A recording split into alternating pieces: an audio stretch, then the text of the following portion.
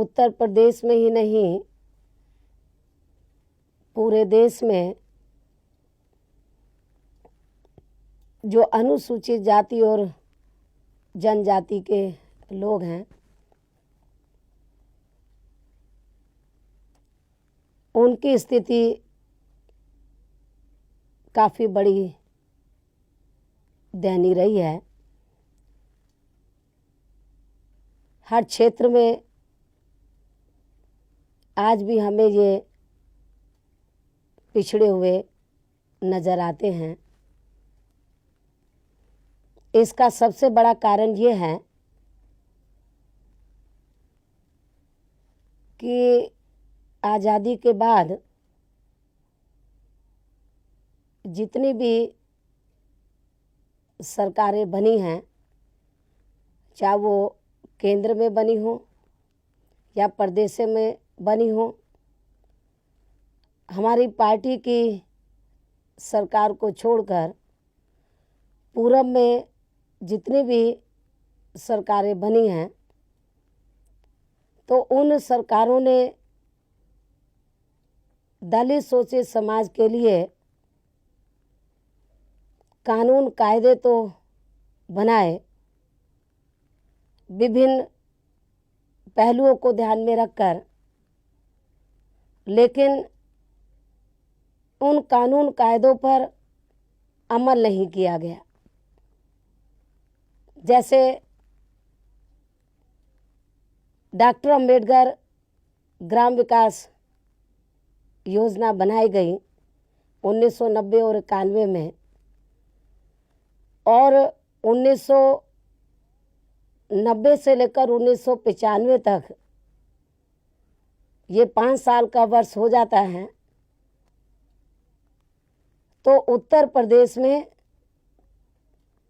केवल 5 साल में इस योजना के तहत, हमारी हुकूमत नहीं थी, दूसरी पार्टियों की हुकूमत थी, केवल 1524 गांवों का चयन हुआ। उससे उनकी मेंटलिटी का मालूम पड़ता है कि वो दिल से नहीं चाहते कि दलित शोषित समाज के लोगों का उत्थान हो। यदि उनकी मेंटलिटी सही होती तो कम से कम इन 5 सालों में तो लगभग 25,000 गांवों का तो चयन होकर तो काफ़ी डेवलपमेंट का कार्य हो जाना चाहिए था, लेकिन ऐसा नहीं हुआ। और 1995 में जब पहली बार बहुजन समाज पार्टी की सरकार बनी, तो हमने डॉक्टर अंबेडकर ग्राम विकास योजना के तहत जो डेवलपमेंट के काम थे उनको बहुत तेज़ी से शुरू कराया, लेकिन हमारी ये सरकार ज़्यादा दिन तक नहीं चल सकी। लगभग 4.5 महीने के बाद, सरकार गिरने के बाद, उत्तर प्रदेश में प्रेसिडेंट रूल लगा,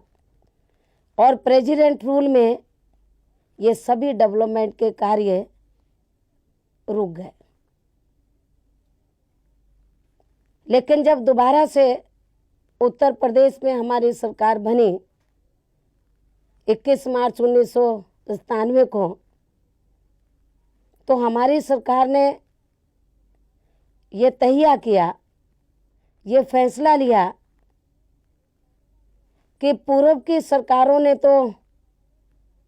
केवल आश्वासन ही दिया दलित शोषित समाज के लोगों को, योजनाएं बहुत बनाई, कानून कायदे बहुत बनाए इनके हित में, लेकिन किया कुछ नहीं। हमारी सरकार ने ये फैसला लिया कि जो पूर्व की सरकारों ने हमारे लोगों के लिए कानून कायदे बनाए उनके हित में, जिनको इम्प्लीमेंट नहीं किया गया, हमारी सरकार उसको ईमानदारी और निष्ठा से उसका पूरा इम्प्लीमेंटेशन कराएगी, उसको लागू कराएगी। इसलिए हमने डॉक्टर अंबेडकर ग्राम विकास योजना के तहत 1990 से लेकर जो भी अब तक के चयनित गांव थे उनमें टाइम बाउंड प्रोग्राम रखा और टाइम बाउंड प्रोग्राम रखकर डेवलपमेंट के कार्यों को तेजी से शुरू कराया गया। तो जब हमारी सरकार ने सख्त स्टेप्स लिए इस योजना के तहत डेवलपमेंट के कार्यों को पूरा कराने के लिए, तो देहातों में बड़े पैमाने पर लोगों को काम होता हुआ नजर आया। आज अनुसूचित जाति और जनजाति के लोग हमें बड़े पैमाने पर खुश होते हुए नजर आ रहे हैं। और इसके साथ साथ हमारी सरकार ने ये भी फैसला लिया कि जो दबे कुचले लोग हैं तो उनके पास रहने के लिए ज़मीन नहीं है, उनके पास खेती करने के लिए ज़मीन नहीं है। जो पढ़ लिख जाते हैं उनको छोटी मोटी नौकरी मिल जाती है, लेकिन हमारा समाज तो बड़े पैमाने पर आज भी देहातों में रहता है। बड़ी बुरी हालत है। तो हमने 1995 में भी ये फैसला लिया था जब पहली हमारी सरकार बनी, और दोबारा सरकार बनने के बाद भी हमने इस फैसले को दोहराया, इस फैसले को लिया। और ये कौन सा फैसला था कि हमने ये ऐतिहासिक निर्णय लिया था 1995 में और दोबारा से भी लिया कि अनुसूचित जाति और जनजाति के जो परिवार 3 जून 1995 तक ग्राम सभा की जिस भूमि पर काबिज थे वह भूमि उनके नाम कर दी जाएगी और बेदखली रोक दी जाएगी। इस किस्म का निर्णय हमारी सरकार ने 1995 में भी लिया जब मेरे नेतृत्व में सरकार थी, लेकिन जब प्रेसिडेंट रूल लगा तो इस निर्णय के ऊपर कोई अमल नहीं हुआ। और जब दोबारा हमारी सरकार बनी फिर दोबारा से निर्णय लेकर तो हमने अनुसूचित जाति और जनजाति के लोगों को, गरीब और मजलूमों को इस निर्णय के तहत हमने काफ़ी फ़ायदा पहुंचाया। उत्तर प्रदेश में जो ग्राम सभा की ज़मीन है तो हमारी सरकार ने नियम अनुसार ही तो ज़मीन भूमिहीन लोगों को दी, लेकिन सवाल तो ये है कि मेहनत करने वाले तो दलित शोषित समाज के लोग हैं, लेकिन उनके अपने खेत नहीं हैं, दूसरों के खेत में खेती करते हैं और उनको खेती करने के बाद जो मजदूरी मिलती है वो भी बहुत कम मिलती है। पूर्व की सरकारों ने भूमिहीन लोगों को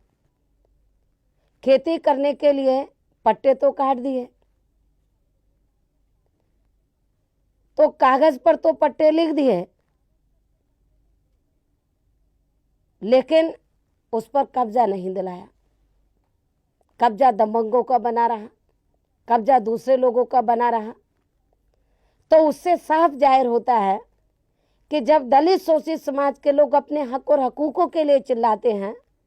और जब दूसरी पार्टियों को लगता है कि अब हमारे को खतरा नजर आ रहा है, हमारा वोट बैंक खिसक रहा है, सरकारें घबराती हैं, तो तब वो हमारे वोट बैंक को आकर्षित करने के लिए कानून कायदे तो बढ़िया बना देते हैं, कागज में भी उनके हक हकूक दे देते हैं, लेकिन प्रैक्टिकल में उनको वो हक हकूक उनके नहीं मिल पाते, उनको कब्जा नहीं मिल पाता। पट्टे हमारी सरकार ने 1995 और 1997 में जो ज़मीन नहीं बटी थी या जिनके पट्टे नहीं कटे थे, जो सरकार के पास पड़ी हुई थी ज़मीन, तो उस ज़मीन के कुछ 1995 में पट्टे काटे गए, 1997 में काटे गए। लेकिन सवाल ये है कि पूर्व की सरकारों ने जिन्होंने भूमिहीन लोगों को, दलित शोषित समाज के लोगों को जो पट्टे काटे थे, जो ज़मीन कागज पर दी थी, लेकिन उसके ऊपर उन्होंने कब्जा नहीं दिलाया, तो वो तो ना के बराबर रहा। तो इसलिए जब 1995 में पहली बार हमारी सरकार बनी, तो उस सरकार के दौरान भी विशेष अभियान के तहत तो पट्टा कब्जा अभियान पूरे उत्तर प्रदेश में चलाया गया। और जब दोबारा सरकार बनी तो इस सरकार के दौरान भी जो पट्टे कट चुके थे लेकिन कब्जा नहीं था हमारे लोगों का, कब्जा दमंग लोगों का था, तो पूरे उत्तर प्रदेश में फिर दोबारा से ये कब्जा अभियान, पट्टों पर कब्जा अभियान पूरे प्रदेश में चलाया गया।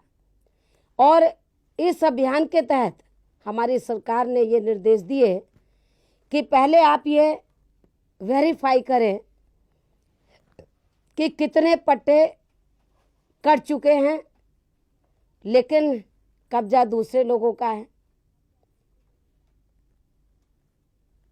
इसका आप सत्यापन करें,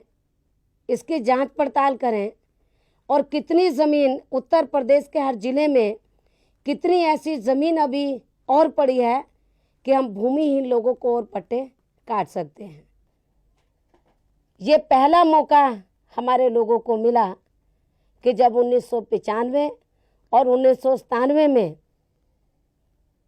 जब गरीब और मजलूमों की सरकार बनी और मेरे नेतृत्व में सरकार बनी, तो जो पूर्व में जो कानून हमारे लोगों के हित में बने हुए थे, चाहे वो डॉक्टर अंबेडकर ग्राम विकास योजना हो, चाहे वो पट्टों के तहत भूमिहीन लोगों को ज़मीन देने का मामला हो, हमारी सरकार ने दोनों शासनकाल में इन दोनों ये जो स्कीम्स हैं इनको गंभीरता से लिया, और गंभीरता से लिया ही नहीं, इसको सख्ती से इम्प्लीमेंट भी कराया। तो और इसका फ़ायदा तो लाभार्थियों को, जो दबे कुचले लोग हैं, उनको बड़े पैमाने पर मिला है।